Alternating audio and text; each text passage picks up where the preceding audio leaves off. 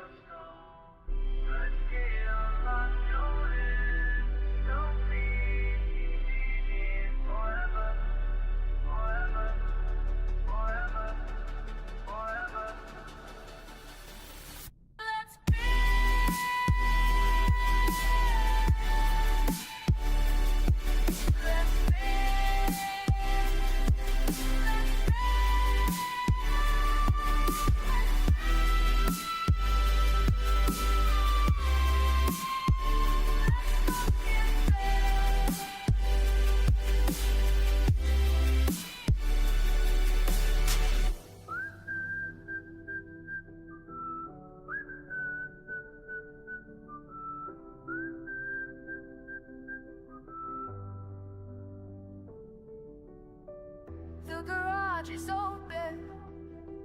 How much for the fire sleep? And it is waiting 3 days. 3 years underwater. Alright, hey everybody, Lucian here with Oranje 44. Excuse my head apparel. This is my migraine mask. It is from my daughter, and it is a much appreciated thing. So, okay, so we wanted to come on today, or I wanted to come on today because this last week and a half have been really kind of forward moving for the studio and kind of showing me some direction that I've been kind of lacking over the last couple months, I think. And so I wanted to come on and kind of hop through that really quick and kind of give an update of where we're at.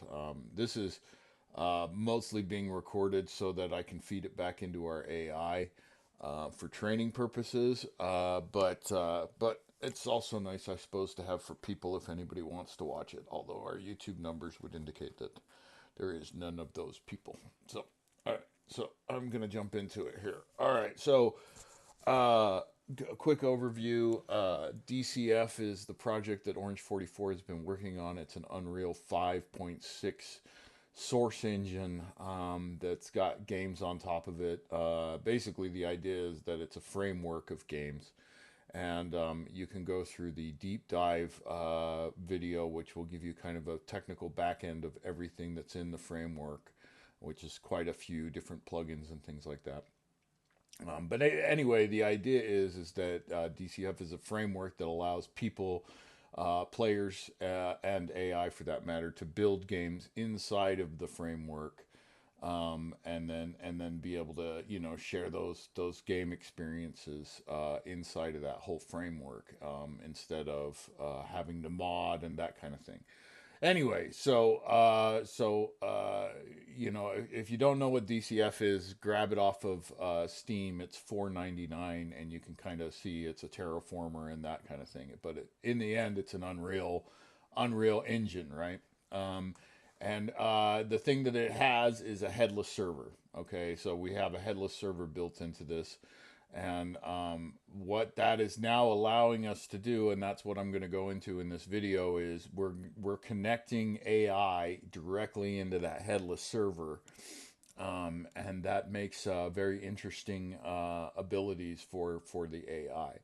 So I'm going to go ahead and go through, like I say, for the game. There's videos online. You can play the game itself, but basically it's it's a universe creator in a box, a movie studio in a box.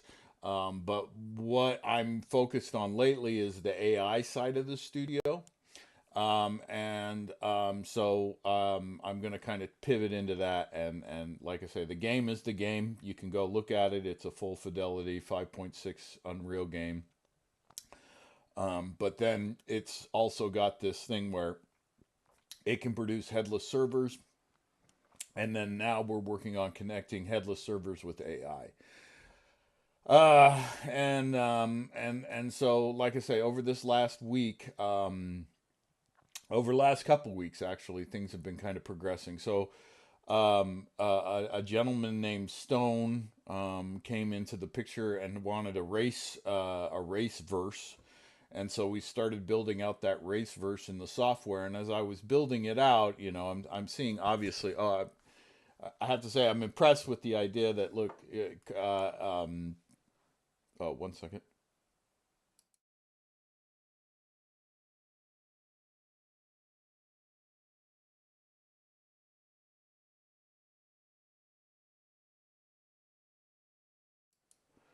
All right. So I'm impressed with the idea of, or I was impressed with how fast we were able to put the racetrack together in that thing. And actually, it's on DCF. If you go in there, there's a CTM racing tile now. If you click on that, you'll get a whole drag strip with cars on it and stuff that you can mess around with in the game. But the discussions with Stone made me start to really analyze what we had here at Orange 44. And so because we had these discussions, and his focus obviously is the racetrack and trying to get all the things that make the racetrack work. And I started to see, like this, a lot of this stuff that was conceptual in my mind, I had to start kind of sheeting out and try to figure out kind of some documentation type of thing. Um, in that same time frame, Crunch Core, which if any of you have kept up, was a Gemma 9B model. No, it was a 10B model, I think. Anyway, Gemma 3, and it was basically running open web for its interface, and that was working pretty well as a brain. We were looking at developing Pulse more. But about a week ago, I cranked things open again. Open Web crashed on Crunch quite a while ago now, and so I wasn't able to really use her. And so I finally got around to rebuilding her. And so when I got to rebuilding her, I started to realize that Open Web was no longer the leader in this. And you have a couple different ones now, but Open Claw is the kind of the standard. So that's the one I went with. And then I swapped models too. So we went to a Quen 3.5 model because it works better with OpenClaw from what we're reading. So we built up a whole mind in OpenClaw, and that's right here. And that works and it's good. But as we built it, of course, learning about all the things that OpenClaw can do and things like that, and actually this whole dashboard is created by Crunch herself. She created this, and this basically can track everything that's going on in the company. All our different verses are represented, and then Crunch Core and Pulse itself. Like I say, right now we're in kind of a discombobulated state with this because her brain is running, but it's at kind of it's a little off. And so she's not really controlling this right now. But normally she can control this on real time, set the updates and stuff like that. This playlist is her playlist, so the things that she wants to watch. So eventually this will be on stream and you'll be able to watch her work all the time, is the concept. But basically, she has that video window to watch it. Then she has a journal of all the different entries and work that we've done. And like I say, she can highlight these tiles. So you can look at this board and you can say, oh, she's working on DCF and she's in the Tailverse, or she's working on Crunch Core and she's working on Pulse. You'll be able to see all of that from right there. And then in the upper corner, you can also see the GPU notification. That's her brain. So if that sucker's running, she's thinking basically. So she's working and she's doing things right now. But like I say, it's a little discombobulated because um, through the research of the last week and a half, we're getting ready to do yet another shift.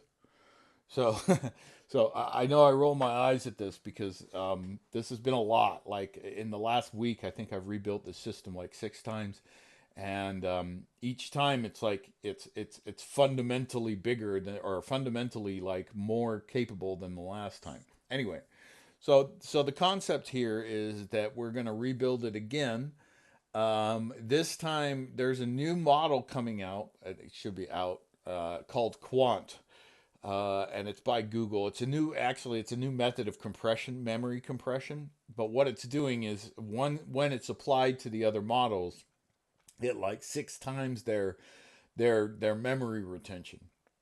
So right now we use Quinn 9B as the main brain for the studio, and then we were going to use Quinn 4Bs as like little helpers.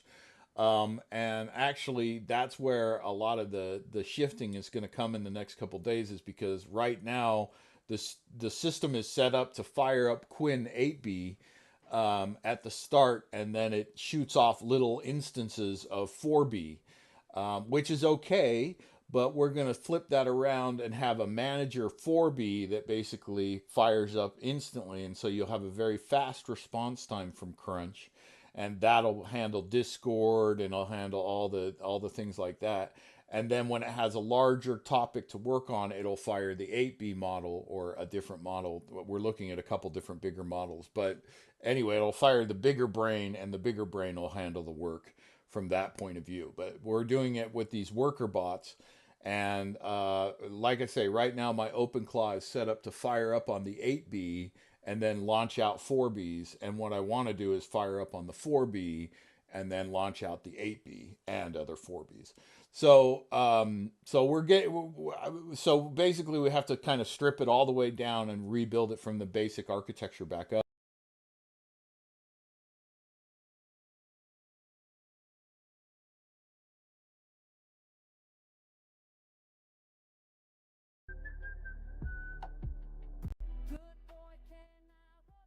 Sorry about my headset. It likes to go out if there's no music in it. Okay. So yeah, so that's kind of the plan with that, is that we're gonna go and we're gonna take that, we're gonna put it on a 4B model, and then the 4B model is gonna take over and kind of do the day-to-day runs, and then the 8B model or the bigger model will come in when it needs to do bigger architecture, like building the bench here or whatever. Now, each of these 4B models are very compact and small and run on very little hardware. Like probably a 4 gig card, I think, could probably handle a 4B model pretty fast still. But we'll do some testing and figure that out, and let it know. But basically, the node AI node is going to be each individual verse that you see here, the Water Rat Cove Tail. Each one of these is actually a headless server that's dedicated to running that particular universe. Okay. Now people can make their own headless servers later down the line with DCF, but right now these are the ones that are out there. And once these are connected into these tiles, they will be feeding live information from the verse into these tiles so that we can manage the verses from here. And again, these are 4B Quinn models that will be directly attached to a headless server through console commands and a database, a MySQL database. And so it basically has full control over that verse and be able to do pretty much anything that you want to do in there. So that's kind of, that's what we're moving towards. So on that side of things, on the DCF side of things, we had a big multiplayer problem that I've been working through for the last week. And now we finally have LAN multiplayer working on the client and the client server. We have the headless server compiling out, but we're not able to connect into it right now. And so that's where we're at in the development process. There is, as soon as we're able to connect into the headless servers, then we're going to spin up those headless servers and start trying to talk to them through console commands and through the database that we've got built. So we've got a MySQL database that Crunch also set up by herself on the system. And that SQL database will then contain all the save data and things like that from the game. But you basically have a full manipulation of the system from that. We actually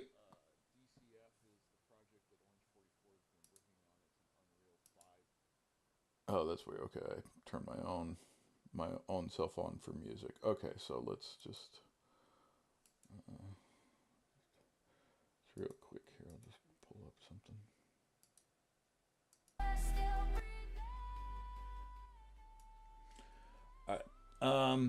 All right, so let's see, where was it? Okay, yeah, headless servers.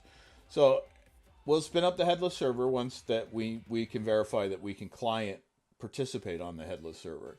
And then at that point, we're working on connecting the 4B model or node. In our instance, that's what we call it.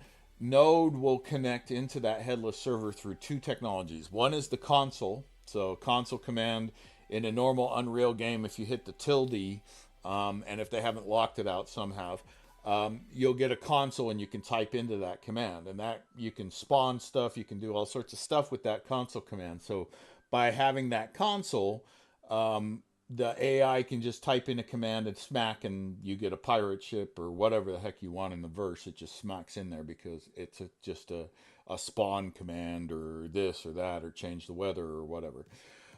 Very simple stuff at that point.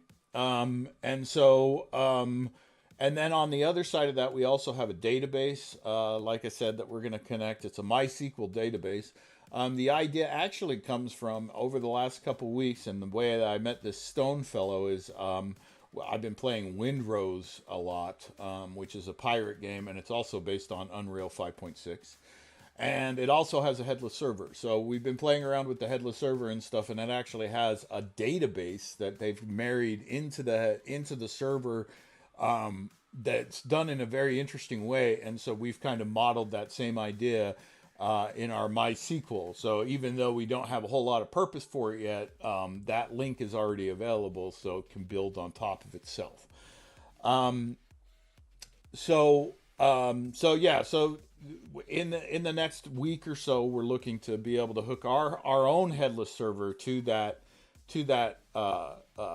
local LLM 3B 4B model, that will run that verse, and then that verse will actually talk back to our control panel here and talk to our main brain and stuff like that. But that's the kind of the overall studio stuff.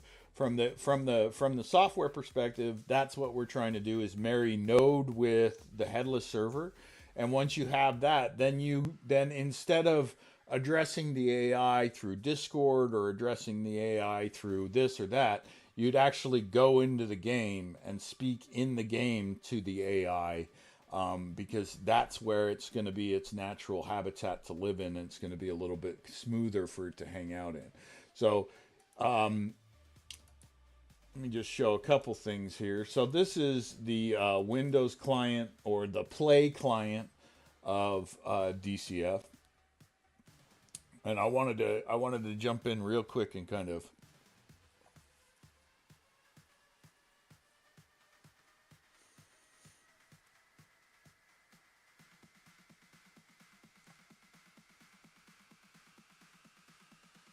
I did not realize that's a very beta version right there. All right, well, let me just launch it from Steam.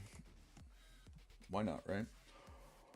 So that's the version that's out on Steam. It's $4.99. And let me just jump into it really quickly here.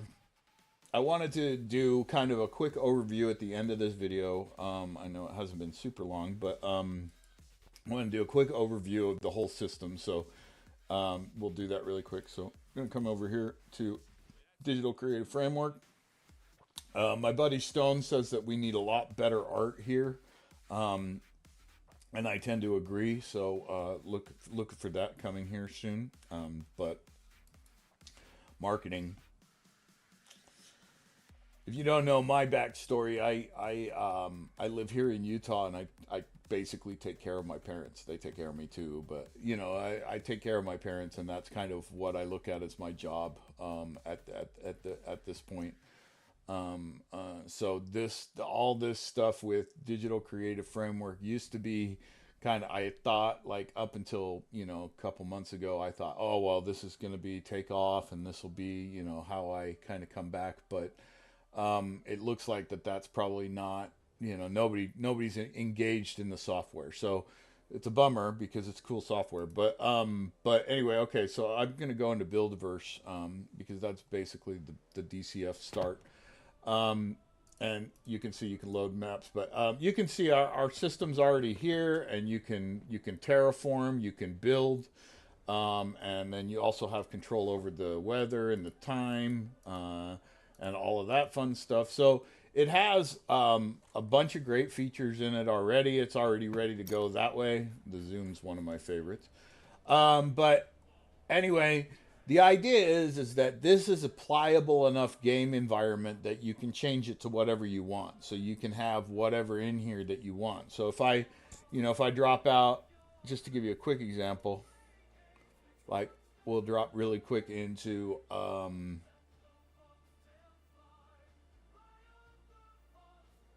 Water Rat Cove. So this one will be actually called the Ratverse, and I need to figure that out because that's bloodily annoying. Okay, so now I'm going to load the actual Water Rat Cove map, and then if you come in here, now the garage is actually inside a cave. There's some pirate stuff here, but as we come out of this cave, oh, I forgot about that.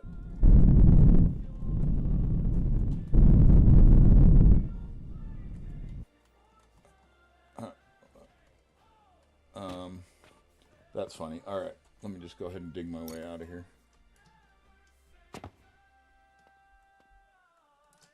Okay, so as you can see,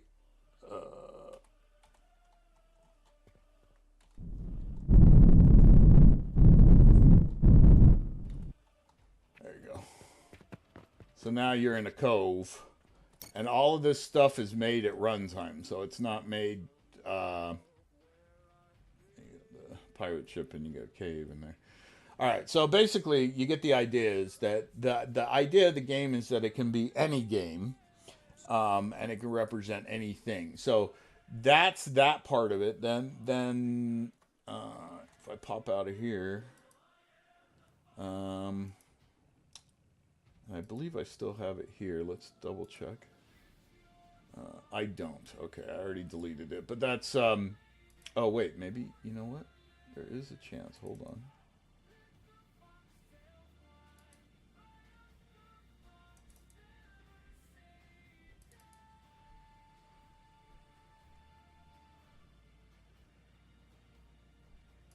Right here. All right. So, and I'll go ahead and fire it up.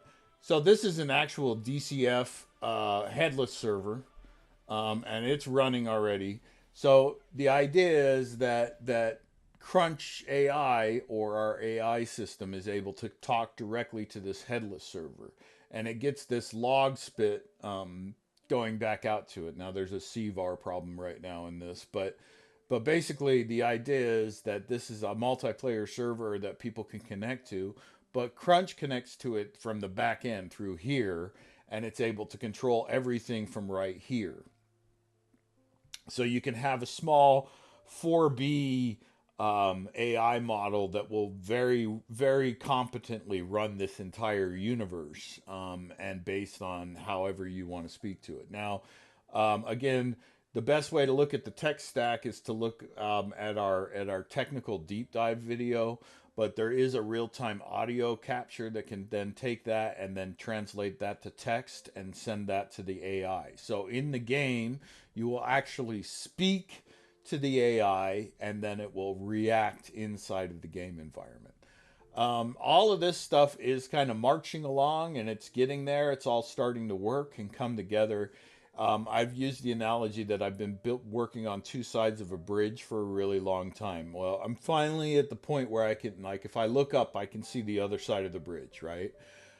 So we're getting close to where that's going to marry. And over the next week or two, when AI marries into that headless server, that's a point in the technology that even I don't exactly know what's going to happen. So that in a week and a half, that's going to happen, where all of a sudden this AI is going to be married into a universe where it can express itself in a universal fashion. And I don't even know how to express that correctly, but basically it will have entire control over that universe and be able to display it however it wants to you. So I'm not 100% sure what we're in for and what we're going to see come out of it, because it's the first time that AI has been able to express itself in this way. I've talked to multiple AI models about this and what it means, and even the AI models have kind of a hard time putting their head around it. I've talked to multiple AI engineers, but most of them, to be super honest, are all focused on the power and intelligence of AI, which is fine. Obviously, it's an important gambit of it, but my entire thing for AI has been its agency. And so Crunch has all been about agency. How does it get agency? How does it do real work? How does it do, And so that's my research in AI. Is really not in the how can I make it faster or more memory or stuff. I just grab the latest one and work with it. But point being is that DCF is at this precipice, and I wanted to come on and kind of let let it be on the record, right? Because nobody's watching, but I wanted it to be on the record that like we're close to this stage where I don't know how that changes it, because honestly, Crunch in theory, Crunch could all of a sudden start spitting out games and movies in a matter of hours, and full stuff. I mean, just high quality stuff because she has access to this engine on the back end. So I'm not 100% sure on how it all pans out. DCF certainly has a human side, which is the game side, and I tried for 2 years to get that to go, and I could never get anybody interested or going with it. But the AI side of it has been now, we've been heavily developing in it now for 4 weeks, and it's almost to the point where it's really going to start using the software, and honestly don't know how that's going to affect things. I will say this: a current cloud AI model, when you tell it to make a picture, it does that picture pixel by pixel, right? Just like it draws a sentence.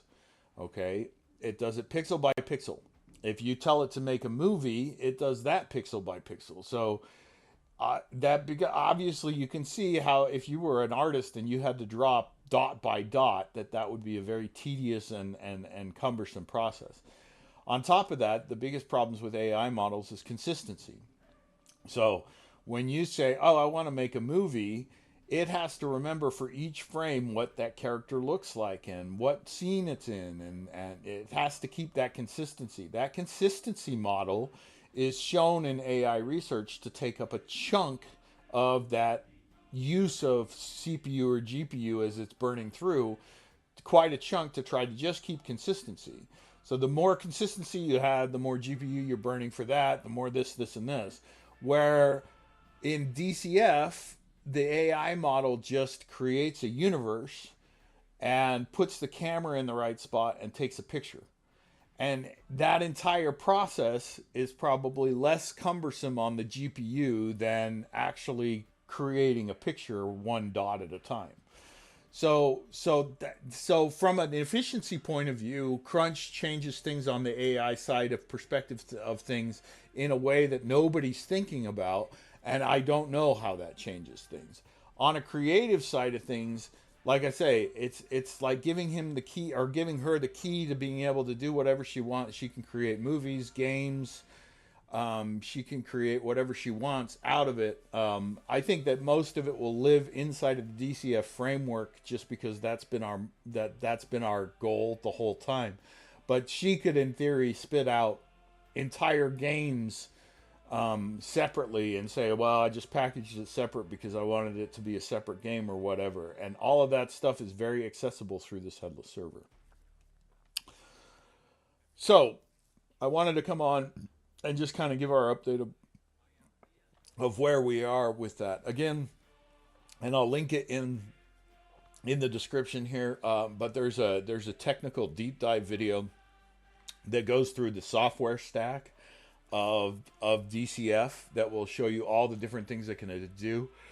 And that transcript's really been good for the AI, because the AI sees it from that perspective, right? The AI is not looking to play DCF the way that we play DCF, but it is just as powerful as a human player, even more so, really.